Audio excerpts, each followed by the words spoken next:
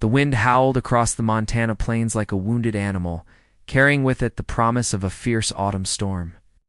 Thomas Mackenzie pulled his worn leather coat tighter as he secured the last of his cattle in the barn. At 42, he'd weathered countless storms on his remote ranch. But tonight felt different, heavier somehow, as if the very air carried change on its wings. Before we begin, we'd like to ask you to tell us your name and the city you're watching from. We love getting to know our audience. Also, please don't forget to give this video a like, share it with others, and subscribe to our channel. That way, we can keep bringing you more stories like this one. Thunder cracked overhead as the first fat raindrops splattered against his weathered face. Thomas had lived alone on these 1,000 acres for nearly 15 years, ever since he'd bought the land with money saved from his days as a cavalry scout. The silence of his small cabin had become his companion, broken only by the lowing of cattle and the whisper of wind through prairie grass. As he approached his cabin, a flash of lightning illuminated something that made him stop dead in his tracks. Huddled against his front door, barely visible in the driving rain, was a figure, a woman. Her dark hair plastered to her skull, clutching something against her chest. "Ma'am," Thomas called out, his voice rough from disuse. He hadn't spoken to another soul in 3 weeks. The woman looked up. Even in the dim light, he could see the exhaustion etched deep in her face. But it was what she held that made his breath catch 2 small bundles, wrapped in a tattered quilt. The soft mewling of infants barely audible above the storm. "Please," she whispered, her voice barely carrying over the wind. "I have nowhere else to go." Thomas didn't hesitate. In 3 quick strides, he was beside her, gently helping her to her feet. "Come inside. You'll catch your death out here." Cabin's warmth hit them like a wall as Thomas guided the woman to his only chair near the stone fireplace. She sank into it gratefully, still clutching the babies. In the amber glow of the oil lamp, you could see she was young, maybe 25, with delicate features marked by hardship and fear. "Name's Thomas Mackenzie," he said quietly, adding wood to the fire. "This is my place." "Sarah," she replied, her voice barely above a whisper. "Sarah Morrison. These are my boys, Samuel and Daniel." The babies had begun to fuss, their tiny cries filling the small space. Sarah's hands shook as she tried to soothe them, exhaustion evident in every movement. "When did you last eat?" Thomas asked, already moving to his small kitchen area. "Yesterday morning, I think. Maybe the day before. Time gets confused when you're walking." Walking. Thomas felt something twist in his chest. This woman had been walking across the Montana wilderness with 2 infants. "Where's your husband?" Sarah's face crumpled, and she looked down at her boys. "Gone. Took off 3 days ago with what little money we had. Said he never wanted children, never wanted the responsibility." Her voice broke. "Left us at the last. Town with nothing but what we could carry." Thomas ladled beef stew into a bowl, his jaw tight with anger at a man he'd never met.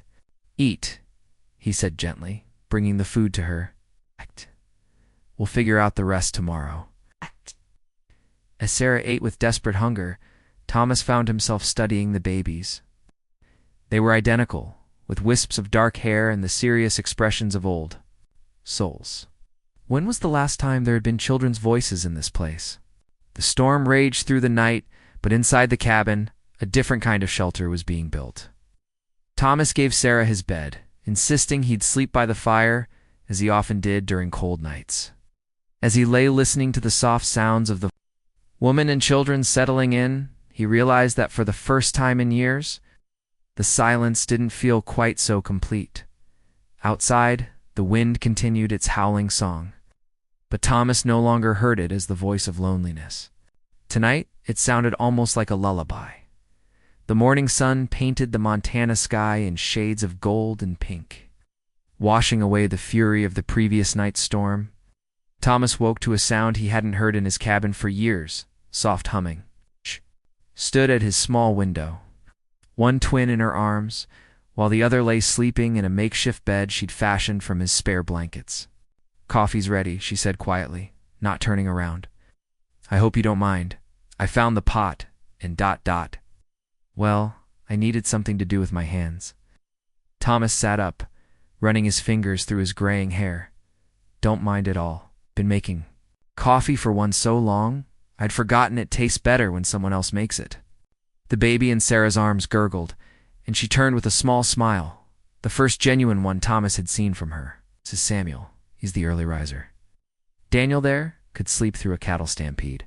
For breakfast, the full picture of Sarah's situation became clear. Her husband, a traveling salesman named Robert Morrison, had courted her in Kansas with promises of adventure and prosperity. The reality had been 3 years of constant moving, broken promises, and increasingly violent outbursts when things didn't go his way. The babies were the last straw for him, Sarah said, absently stroking Samuel's tiny hand. He said I'd trapped him, that he never signed up for this life. She paused, her voice growing stronger. But I wouldn't trade them for anything. They're all I have left of hope. Thomas watched her as she spoke, noting the way her shoulders straightened when she talked about her boys, the fierce protectiveness that blazed in her green eyes. This wasn't a woman asking for pity. This was a mother fighting for her children's future.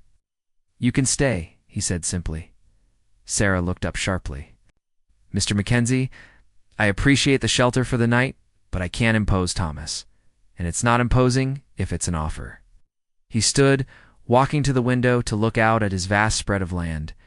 This place is too big for one man. It's been for years. You need a home. And he paused, surprised by his own honesty. I reckon I could use the company. I don't have any money. I can't pay you. Thomas turned back to her. Can you cook, clean, help with ranch work when the boys are older? Yes, but then we'll figure it out as we go. That first week fell into a rhythm neither of them had expected. Sarah proved to be capable and hardworking, transforming the bachelor cabin into something warmer. She cooked hearty meals, mended his worn clothes, and somehow managed to keep 2 infants fed and content while helping Thomas with smaller ranch tasks. Thomas, meanwhile, discovered muscles he'd forgotten he had as he helped with night feedings and diaper changes. His large, calloused hands learned to be gentle as he held the boys, marveling at how something so small could command such complete attention. You're a natural, Sarah observed one evening, as Thomas walked the cabin's small perimeter, bouncing a fussy Daniel against his shoulder. Never thought I'd be, Thomas admitted. Always figured I was too rough around the edges for family life. Maybe you just needed the right family. Their eyes met across the lamplit cabin, and something unspoken passed between them. It wasn't love not yet, but it was recognition. They were building something here, something neither had planned but both desperately needed. Outside, the autumn wind whispered through the prairie grass, but inside, the silence had been replaced by something infinitely more precious, the sounds of home. The first snow fell in early November, blanketing the ranch in pristine white that transformed the harsh landscape into something almost magical. Thomas stood at the window, watching fat flakes drift past, while Sarah fed the boys their morning meal.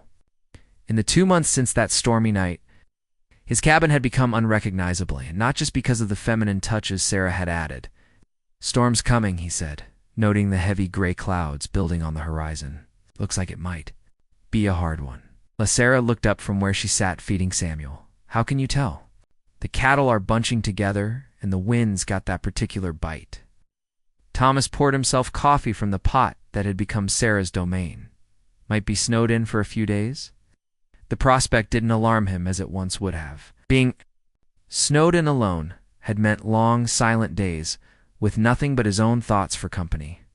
Now, it meant extended time with Sarah and the boys, a thought that warmed him more than the fire crackling in the hearth. The storm hit that afternoon with a vengeance, howling across the plains and piling snow against the cabin walls. But Thomas spent the day shuttling between the barn and house, ensuring the animals had adequate feed and water. By evening, the world outside had disappeared behind a wall of white. I've never seen so much snow, Sarah marveled, peering out the window. In Kansas, we got a few inches at most. This is just the beginning, Thomas warned, adding another log to the fire. January and February are the real tests. Sometimes the snow gets so deep you can't see the fence posts. As if summoned by their conversation about winter's harshness, Samuel began to cry, a sharp, pained sound different from his usual fussing. Sarah picked him up, her face immediately creasing with worry. "He feels warm," she said, pressing her lips to his forehead. "Too warm." Thomas moved closer, studying the baby's flushed face. In the lamplight, Samuel's cheeks were too red, his breathing too quick. "Fever," he said grimly. The next hours passed in a blur of worry and desperate action. Sarah tried everything. She could think of cool cloths, gentle rocking, feeding him small amounts of water. Thomas found himself pacing the small cabin like a caged animal, feeling utterly helpless. "In town, there's a doctor," he said. "Doc Henderson, he's helped my cattle through worse." "The storm, I know." Thomas looked out at the whirling snow. "But if we wait until morning, and he gets worse, ... Sarah's face was pale with fear, but her voice was steady.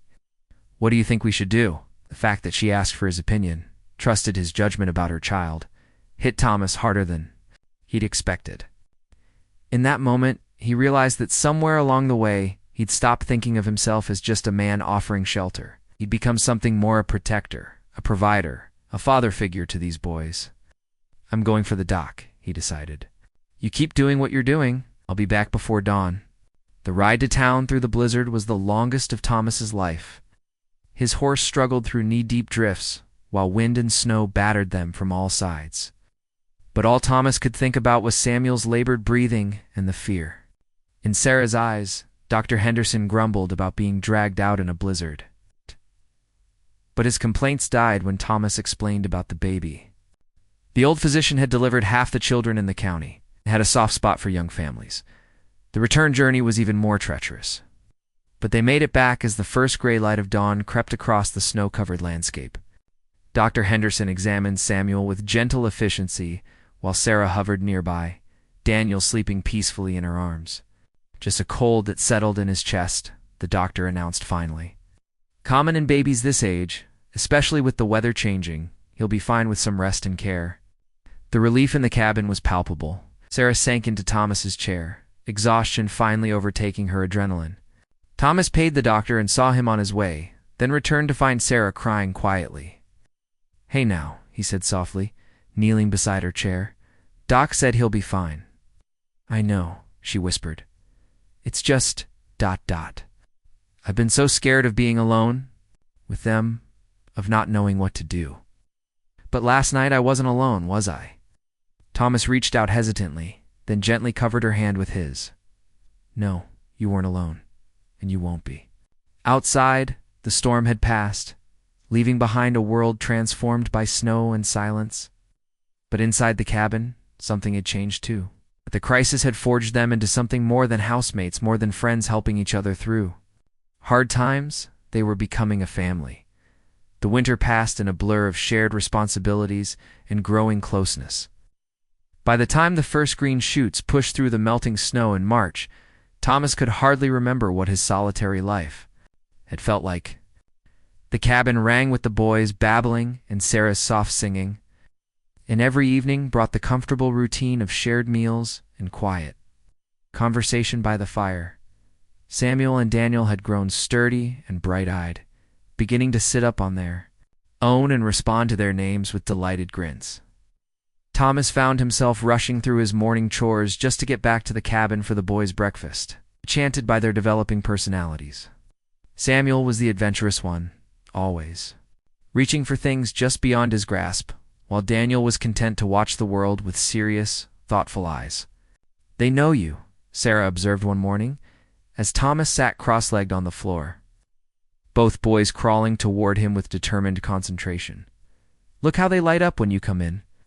Thomas felt his chest tighten with emotion as Samuel pulled himself up, using Thomas's shirt, tiny fists gripping the fabric with surprising strength. "Hard to believe they've only been here 6 months. Sometimes it feels like a lifetime," Sarah agreed. "Sometimes it feels like yesterday." The conversation was interrupted by a knock at the door unusual, since the nearest neighbor was 20 miles away. Thomas opened it to find Sheriff Williams from town, his weathered face serious beneath his hat brim.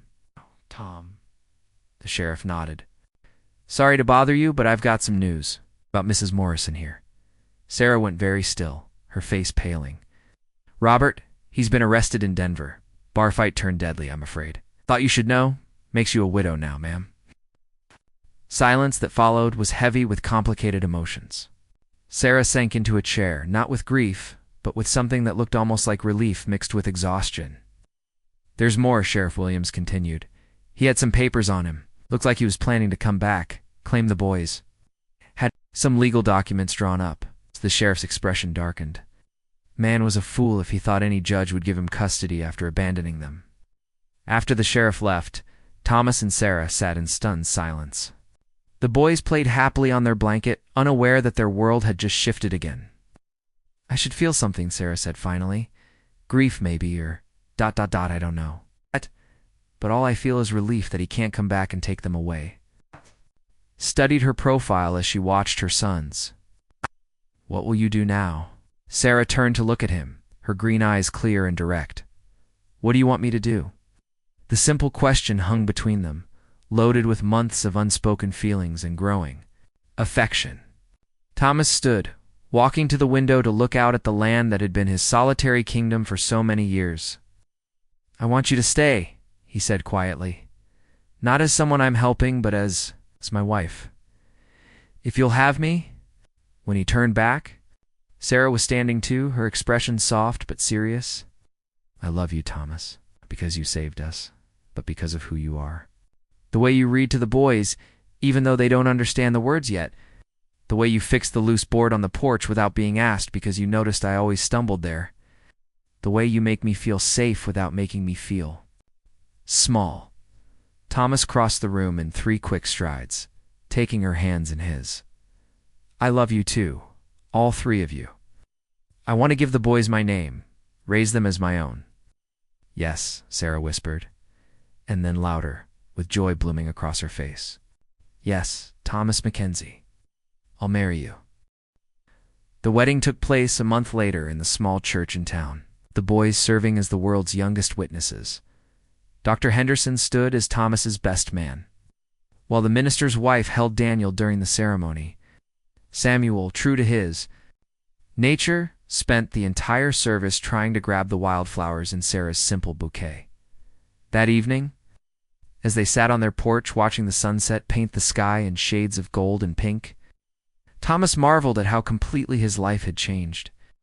A year ago, he'd been a silent, solitary man growing old alone on his remote ranch. Now he was a husband and father, his days filled with laughter and purpose. Do you ever regret it? Sarah asked softly, Samuel sleeping in her arms while Daniel dozed against Thomas's shoulder. Regret what? Opening your door that night? Taking on a woman with 2 babies, and all the complications that came with us? Thomas looked down at Daniel's peaceful face, then at Samuel's dark lashes against his cheeks, and finally at Sarah, his wife, his partner. The woman who had brought light and life to his empty house. The only thing I regret, he said, pressing a kiss to her temple, is that it took a storm to bring you to me.